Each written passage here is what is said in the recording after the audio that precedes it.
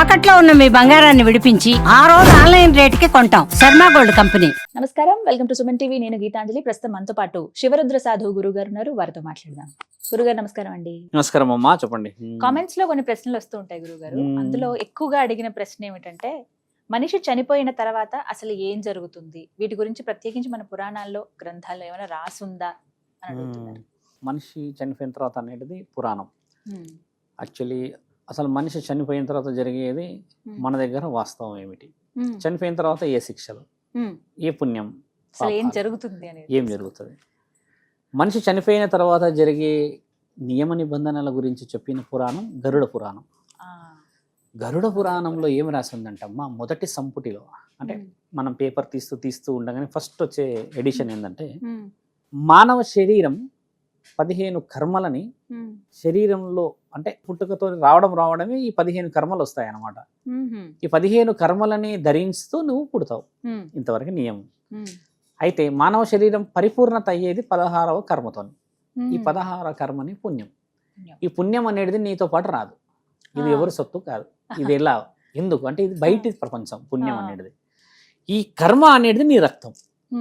అమ్మ, అక్క, చెల్లి, నాన్న, భార్య, పిల్లలు, ఇంకా తాత, ముత్తాత, నిన్ను నమ్మిన వాళ్ళు, స్నేహితులందరూ నీ గర్భంలో ఉన్నప్పుడే బాధ్యతలన్నీ రాసేసి పుడతావు.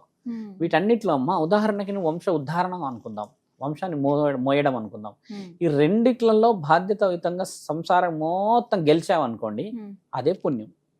ఒకవేళ గెలవలేకుండా కొన్ని స్వార్థమైన నిర్ణయాలు, కొందరిని వాళ్ళని కొట్టినా చేసినా బాగుపడాలన్నారు అనుకోమ్మా, ఆ స్వార్థంతో ఇంకా నువ్వు 15 కర్మలనే ఉన్నట్టు. ఈ 15 కర్మలలో మీకు చెప్పింది కర్మలే కదా, ఈ 15 కర్మలలో శిక్షలు ఉన్నాయి. వికలాంగుడై పుట్టడం, గుడ్డివాడిలాగా పుట్టడం, ఎక్కడో అడుక్కున్నవాడిలాగా పుట్టడం. శరీరం ఎలాంటిదంటే అమ్మ, తల్లి గర్భం నుంచే డిసిజన్ తీసుకుని వచ్చేస్తుంది. అంటే నీకు రుణంలో ఉన్నది రక్తం మాత్రమే. పుణ్యం అనేది ఏంటంటే అమ్మా, ఏ జన్మ ఎత్తినా నీవు భిక్ష అడిగినా కూడా, లేకపోతే ఇంకేదైనా శరీరానికో లేకపోతే మనసుకు సంబంధించిన ఏదైనా గొప్ప కార్యక్రమాలు చేస్తే నీవు బాగుపడితే పుణ్యం మాత్రం రాదు. ఇదే 16వ కర్మ. లోక కళ్యాణం గురించి చేసేదే మీరన్న 16వ కర్మ. అలా ఎలా 16వ కర్మ అంటే ఏందమ్మా, చాలా మంది పూర్వం చూస్తూ ఉండే మనం, అన్నదానాలు చేసేవాళ్ళు, వస్త్రదానాలు చేసేవాళ్ళు, ధాన్యాలు దానం చేసేవాళ్ళు, ఏదైనా పండుగలో పుట్టినరోజులు వస్తే ప్రత్యేకంగా కొన్ని వంటలు చేసి పంపించడాలు. ఇలా చేసినప్పుడు ఒక బ్రాహ్మణుడిని ఒక భక్తుడు, అంటే మీలాంటి ఒక పుణ్యవతి స్త్రీ ఏమడిగిందంట, అయ్యా రోజు ఊర్లో గొప్ప గొప్ప కుటుంబాల్లో వచ్చిన వాళ్ళందరూ నైవేద్యాలు పెట్టుకుంటున్నారు, పుణ్యంగా పనులు చేసుకుంటున్నారు కదా, మరి వాళ్ళంటే కడుపు తిండి లేని వాళ్ళకి, ఆకలి లేని వాళ్ళకి ఆ సౌష్ఠమైన ఆహారం దొరకడం ఎలా అని ఆ బ్రాహ్మణుని అడిగితే ఆయన చాలా చలించిపోయాడంట. ఈ చిన్న చిన్న కుటుంబాలలో నూకలతో ఉన్నాయో లేకపోతే వడ్లో ఏదో సంథింగ్, మొత్తానికైతే గంజి నీళ్ళు నాటి జీవితమే ఉండేది కదా ఒకప్పుడు కూడా. ఆయన ఒక వ్యూహం వేశాడు. ఆయన ఏం చేశాడంటే అమ్మ, ప్రత్యేకంగా రోజుల్లో పూజలు అప్పటి 3:30కి 4:30కే కదా, ఒక ప్రకటన ఇచ్చాడు గొప్ప గొప్ప ఇంటి వాళ్ళందరికీ. ఇప్పుడు మన దగ్గర దద్దోజనం, ఈ పులిహోర, పాయసం, సేమియా, పరమాన్నాలన్నీ చిన్న కుటుంబాల్లో ఉండకపోయేటి. ఎందుకంటే దాంట్లో నెయ్యి కావాలి, పాలు కావాలి, ఇంకా వేరే వేరే కొన్ని ఇంగ్రీడియంట్స్ కావాల్సి వస్తుంది కాబట్టి వాళ్ళు తినకపోయేవాళ్ళు. గొప్ప వాళ్ళు చేసేవాళ్ళు, లైక్ రాజులే కానీ కొంచెం క్షత్రియ వంశాలు, ధనికులు.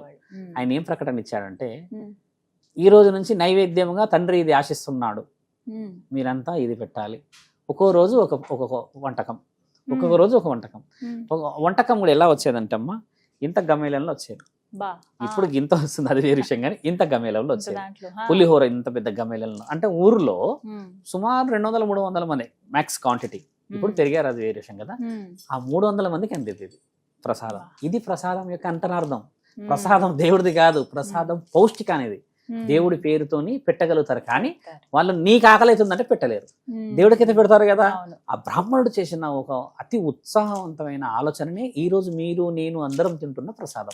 అలా వచ్చి వచ్చి వచ్చి వచ్చి ఏం జరిగింది, పవిత్రత. ఇదే అమ్మ పుణ్యం. ఈ పుణ్యం వల్ల ఏమైందంటే ఆయన ఊరంతా బాగుపరచుకోగలిగాడు కదా.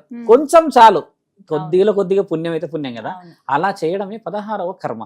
మీరన్న అది ఏంటంటమ్మా, చావు తర్వాత ఆత్మ యొక్క రోదన ఏంటంటమ్మా, నీ ఆత్మ నీ కర్మలని చూయించడానికి నీ ఇంట్లోనే ఉంటుంది 11 రోజుల వరకు. ఎలా ఉంటుంది అన్న విషయం కూడా కొంచెం డీప్ గా వెళ్తే అమ్మా, స్నేహితులు ఉంటారు, భార్య, అక్కా చెల్లెలు, కొన్ని అప్పులో ఫైనాన్స్ ఈఎంఐస్ అన్నీ కట్టేస్తాము, అన్నీ చేసేస్తాము. చనిపోయిన రోజు నిన్ను శవమే అంటారు కానీ మావోడు అని మాత్రం అన్నారు కదా. అప్పుడు ఆ ఆత్మ ఏమంటదంటే మావోడు అని ఎవరు అంటారని ఎదురు చూస్తుంది. ఎవరు అనరు, మంచోడు అని అంటారు. 6 గంటల వరకే పెడతారు, 6 గంటల తర్వాత తీసుకెళ్ళక తప్పదు కదా.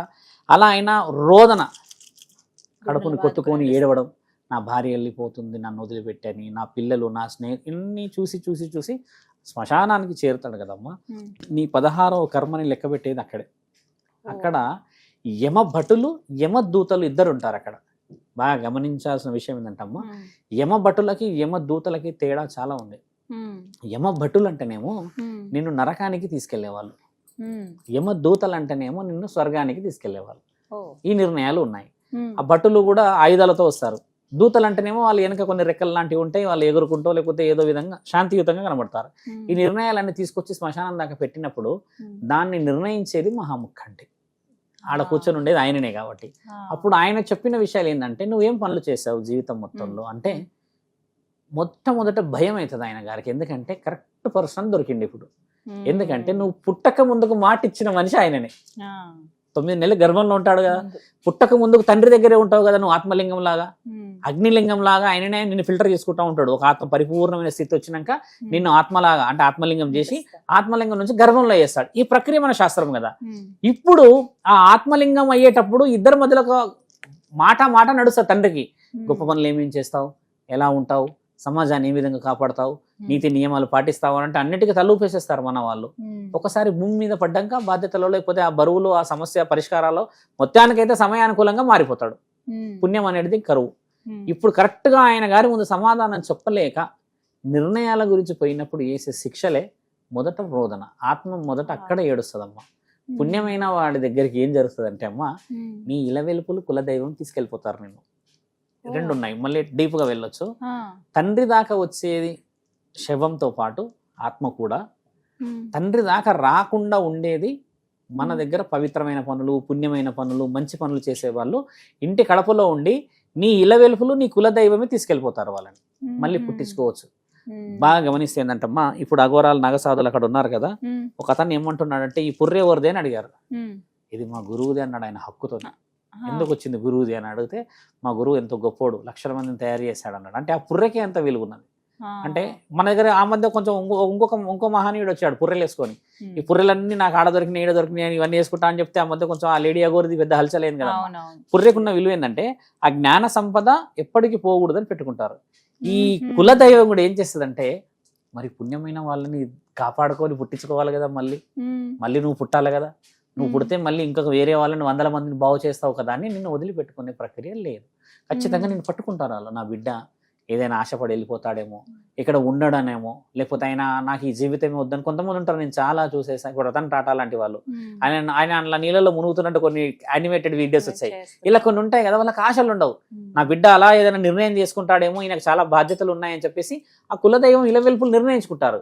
ఈ శివుడు నిర్ణయించేది ఏంటంటే, అమ్మ నమ్మకానికి సంబంధించిన విషయాల్లో ఎందరినో మోసం చేసో ఏదో బాగుపడకుండా వస్తావు కదా, ఇవన్నిటిని డైరెక్ట్ గా ముక్కంటి శిక్షలు వేసుకునే దాకా తెస్తారంటారు. ఇక్కడ ఇంకో విషయం ఏంటంటే, నువ్వు నిజం ఒప్పుకునేంత వరకు ముక్కంటి నీ ముందు నాట్యం ఆడుతూనే ఉంటాడు. ఇది కూడా ఉంది మళ్ళీ అక్కడ. ఆయన నా బిడ్డలనే అంటాడు కానీ నిన్ను శిక్షించాడు. ఆయన తప్పు చేసినా నువ్వు నా బిడ్డవే, ఎందుకంటే నేను పుట్టించిన. ఒప్పు చేసి పుణ్యం చేసినా నువ్వు నా బిడ్డవే. కానీ అసలైన విషయం ఏంటంటమ్మా, నేను నీ తండ్రినని నువ్వు గమనించు, నన్ను పసిగట్టు. ఇది ఆయన అడిగేది. నువ్వు నేనే ఈయననే పరమాత్మ అని తెలిసే వరకు నిన్ను పుట్టిస్తూనే ఉంటాడమ్మా. అందుకే మన దగ్గర ఏముందంటే శాస్త్రంలో 84 జన్మలు ఉన్నాయి ఒక శరీరానికి. ఇది నువ్వు ఎప్పుడైతే ఈ 84 జన్మలలో అమ్మా ఏదో ఒక జన్మలో నువ్వు ప్యూరిఫైడ్ గా సోల్ అంటే ఒక ప్యూరిఫైడ్ సోల్ అవుతావు. ఆయన ఇచ్చే ముఖ్యమైనది ఇది. అక్కడ కదా అమ్మా అంతమయ్యేది. ఇప్పుడు అది ఆయన ఇచ్చేది. అది మన వాళ్ళు ఏం చెప్తారంటమ్మా, 7 జన్మలే అంటారు కదా. 7 జన్మలు లేవు. 7 జన్మలు కేవలం భార్యాభర్తలకే. 7 జన్మలకి భార్యాభర్తలు మాత్రమే 7 జన్మలు ఉండగలుగుతారు. కానీ మానవ శరీరం లాగా నువ్వు అత్తవు కావచ్చు, మామవు కావచ్చు, బాధ్యత కావచ్చు, ఏదైనా కావచ్చు కదా, అది 84 సార్లు ఉంటది. ఈ ఆత్మనికి శిక్ష ఎందుకు పెట్టాడు, ఆత్మకి రోదన ఎందుకు పెట్టాడంటమ్మా, దీన్ని పరమాత్ముడు ఆధీనంలో తీసుకెళ్లేవాడే.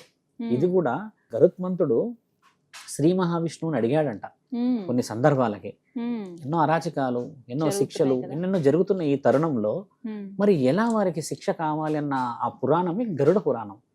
ఈ గరుడ పురాణాన్ని భూమండలంలో అప్లై చేసిన వాళ్ళు అఘోరా పురాణం. వాళ్ళు అప్లై భూమి మీద చేశారు. భూమి మీద ఎలా చేశారు? మనుషులు ఒక అమ్మాయిని ఏదైనా చేస్తే, దొంగతనం చేస్తే ఇలా శిక్షలు వీళ్ళు అమలు చేశారు. ఇది ఒక పురాణం. ఈ పురాణం ఇప్పుడు లేదు. 100 సంవత్సరాల క్రితం ఆ పురాణం వెళ్ళిపోయింది, తీసేశారు. మన దగ్గర ఏంటంటే మొత్తం 36 పురాణాలు. 18 ఏమో ముఖ్యమైనవి, 18 ఏమో ఉప పురాణాలు. యాక్చువల్లీ మన దగ్గర వచ్చేసమ్మా మొత్తం 37 పురాణాలు ఉండాలి. 37 పురాణాలలో ఈ అఘోర పురాణం తీసేశారు. ఎందుకంటే అది వైల్డ్ గా శిక్షలు ఉండేది.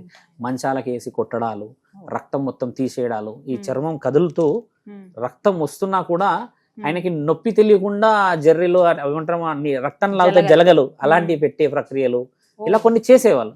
ఇవన్నీ సమాజం కొంచెం యాక్సెప్టెన్స్ తీసుకోక ఈ ఆధునికతకు వచ్చేసి మార్చేసింది. ఒక ఆత్మరోధన ఏముంటదంటమ్మా, మీరు అడిగిన ప్రశ్న, నువ్వు నిజం ఒప్పుకోనంత వరకు నువ్వు శిక్షకి ఖచ్చితంగా రెస్పాండ్ కావాల్సిందే.